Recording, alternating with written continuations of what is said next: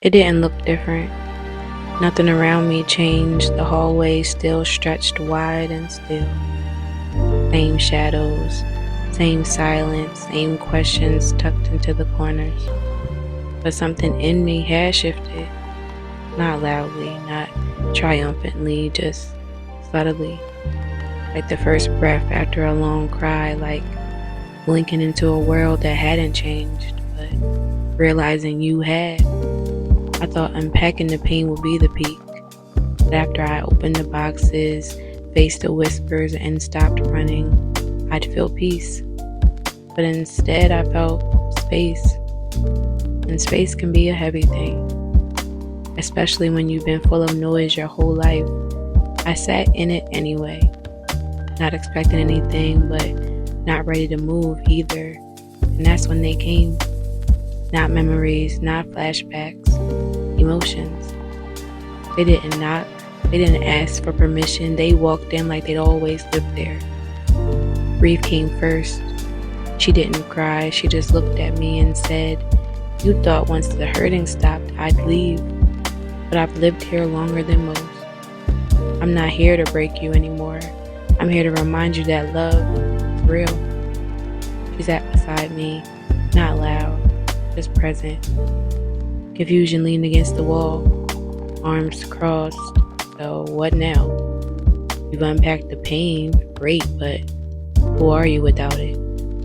What does healing even mean if you don't feel better yet? I didn't answer.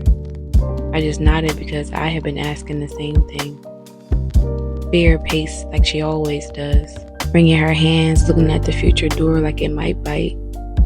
Don't get too comfortable. You'll probably fall apart again. What if you let go and no one's there to catch you? What if you're only whole when you're hurting? I didn't fight her. She'd been with me too long for that, but this time I didn't believe her either. Shame lingered in the doorway. Not loud, not obvious, just heavy. Everyone thinks you're better now, so why do you still feel stuck? Why aren't you moving faster?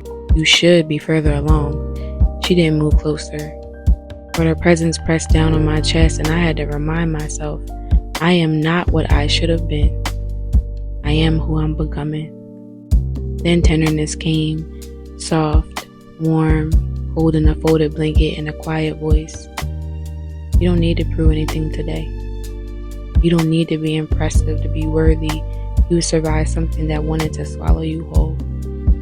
So sit. Rest. Be proud. She placed the blanket on my lap, and for a moment I felt safe. Anger arrived next, not with rage, but with ache. Why did no one show up for you? Why did you have to carry what others dropped? Why did survival have to teach you how to be a person? She didn't yell, but her words cracked something open, and for once, I let them. Guilt showed up late, apologetic, fidgeting. I didn't mean to stay this long, she whispered. But every time you smile, I wonder if you're allowed to. Every time you feel peace, I question if you've earned it. She didn't stay long, but she always leaves fingerprints. Compassion entered quietly. No shoes, no shame. You didn't fail for needing time. You're not behind. You're learning how to live softer, not smaller.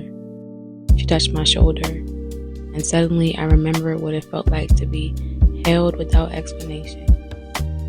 And finally, in the far corner of the hallway, hope stood.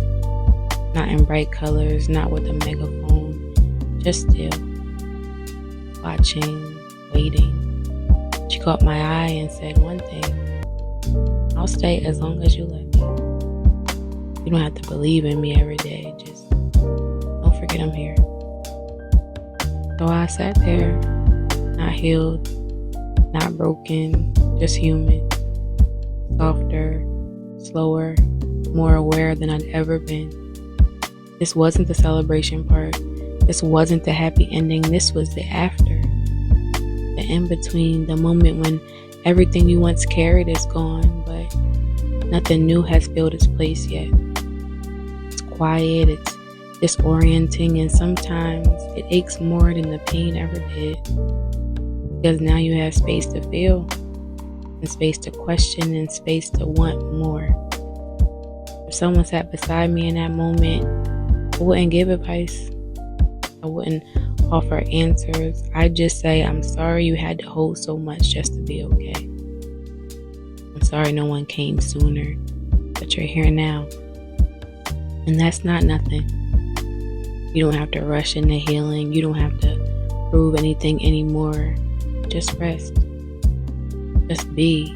Let the ache be a part of the story and not the end of it. And I stayed beside them until the silence felt less like loneliness and more like a landing place. Not a destination, not a finish line, just a place to catch your breath in the hallway.